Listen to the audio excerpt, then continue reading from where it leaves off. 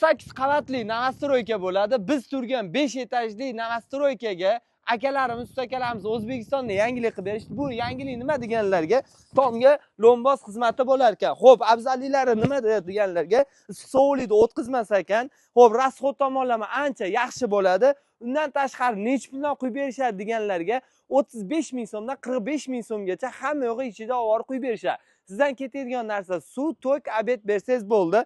Barcha turdagi tomlarga chiroyli holatda qilib berishadi. Buni yaxshi tomoni yonmaydi, boshqa bo'lmaydi. Suv o'tkazmas ekan. Bu degani uylar yonib ketadigan bo'lsa, uyni ichiga o'tkazib yubormaydi. Iloyim yonmasini, lekin shunaqa holatda anchagina xavfsiz bo'lar ekan. Qishda ham osongina ancha rasxodsiz chiqib olsangiz bo'ladi.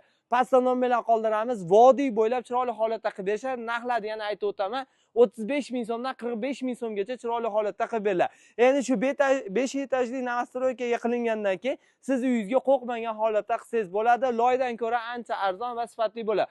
Eski loyingiz bo'ladigan bo'lsa, loyni ustidan qilib berishar ekan 30 ming so'mdan kvadrati bo'lar ekan. Pastda nom bilan qoldirdik. Aloqaga chiqaverasizlar.